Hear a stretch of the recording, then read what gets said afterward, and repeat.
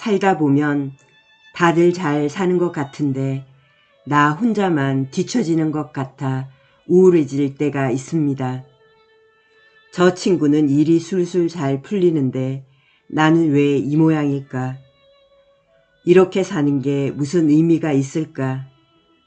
취업과 사업에 실패해서, 사랑하는 사람을 잃어서, 혹은 스스로에 대한 열등감과 불안으로 마음에 입은 상처가 너무나 커서 쉽사리 치유할 수 없을 것만 같은 기분도 들지요. 그러나 그렇게 느끼는 것은 당신 혼자만이 아닙니다. 사실은 나보다 잘 나가는 동료도, 신문과 텔레비전 속에 화려하게 등장하는 유명인도 모두 마음에 불안을 안고서 살아가고 있습니다. 크게 성공한 사람일수록 좌절에 번민하며 보낸 시절이 있었습니다. 비틀즈의 존 레논은 기타 연주가 몹시 서툴렀고, 폴 맥카트니는 방화 혐의를 받아 외국으로 추방당한 적이 있었습니다. 스티브 잡스도 자신이 설립한 회사에서 쫓겨난 아웃사이더가 되었죠. 나스메 소세키는 방 안에 틀여박혀 밖으로 나오기를 거부하는 은둔형 외톨이였고, 20세기 최고의 미녀로 꼽히는 오드리 헵번조차도 자신감 결여로 초콜릿만 먹어대다 뚱뚱하게 살이 쪘던 시기가 있었습니다. 그 어떤 유명인도 처음부터 잘나갔던 사람은 없습니다. 인생이란 참으로 신기합니다. 이렇게 막막한 순간 어떻게 생각하고 행동하느냐에 따라 성공과 실패의 길이 갈리니까요. 어려움에 빠진 순간 다 끝났다며 부정적으로 생각하는 사람은 그 이후에 문제를 해결하려는 어떠한 노력도 하지 않습니다.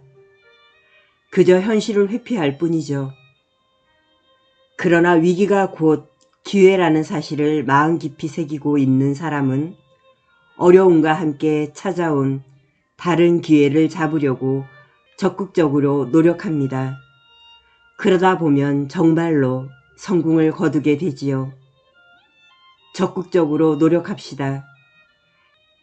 존 레논도, 스티브 잡스도, 오드리 헵번도 모두 그렇게 어려움을 이겨냈습니다. 인생의 보물은 삶의 맨 밑바닥에 있습니다. 승리를 나타내는 빅토리의 V가 아래로 내려갔다가 위로 올라오는 것처럼 일단 실패하여 가장 밑바닥에 떨어졌다가 다시 올라와야 인생에서 승리를 할 수 있습니다. 당신이 지치고 힘겨워서 마음이 꺾이는 순간, 고민과 불안, 절망과 갈등 속에서 바닥까지 떨어졌던 그들은 과연 어떻게 일어섰을까요? 다 끝났다며 모두 포기하고 싶을 때 그들을 다시 일으켜 세운 빛나는 한마디가 당신에게도 다시 일어설 힘을 줄 것입니다. 버티고 버티고 또 버티세요. 상처가 없는 성공은 가짜입니다. 찰리 채플린이 7살이 되던 해 가족들은 빈민구호소로 가게 되었다. 빈민구호소는 남자와 여자, 어른과 아이를 따로 수용했기에 채플린은 어머니와 떨어져 지낼 수밖에 없었다. 채플린의 천재적인 노래 실력은 어머니인 한나에게서 배운 것이었다. 한나는 극도로 빈곤한 가운데에서도 명랑함을 잃지 않는 사람이었다. 그녀는 집에서 아이들을 관객 삼아 다양한 공연을 보여주었다. 춤을 추며 연극 공연을 했고, 책을 읽어줄 때도 감정을 실어 연기를 하며 이야기를 들려주었다. 성경을 읽으며 그리스도가 십자가에 못 박히는 장면을 이야기해 줄 때였다.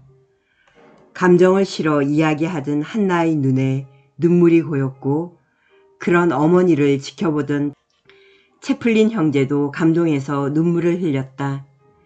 이렇게 한나와 채플린 형제는 일상 속에서 자연스럽게 예술적인 교감을 나누었다. 바로 이 무렵에 채플린의 어머니에게는 연기와 노래하는 방법을 배웠다. 어떤 표정과 몸짓을 해야 하는지도 저절로 알게 되었다. 이러한 생활 환경 덕분에 5살짜리 채플린은 갑자기 서게 된 첫 무대에서 그토록 당당하게 연기를 할 수 있었던 것이다. 한나는 채플린에게 돈이 없어도 즐겁게 사는 방법을 가르쳤다. 때때로 창가에 앉아 거리를 오가는 사람들을 보며 그 인물들의 몸짓이나 분위기를 추리해가며 이야기를 만들어 아이들을 웃게 하곤 했다.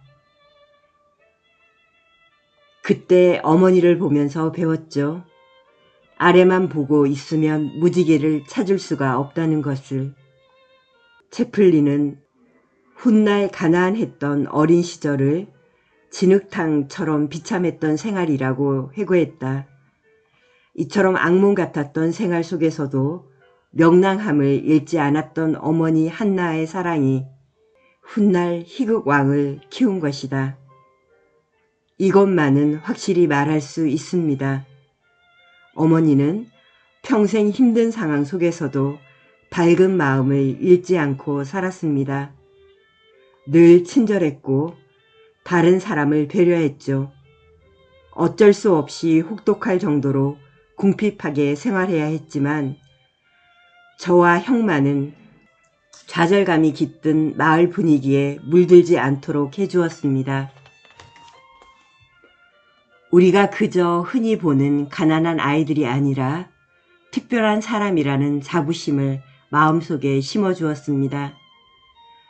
어느 평론가는 채플린의 영화를 이렇게 평했다. 키드의 눈물 한 방울은 그 어떤 오페라 속의 눈물 한 양동이보다 훨씬 더 감동적이었다.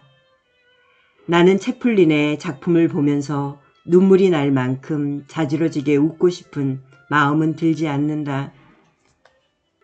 오히려 웃으면 울게 될까봐 겁이 난다. 같은 눈물이라도 의미가 전혀 다르다.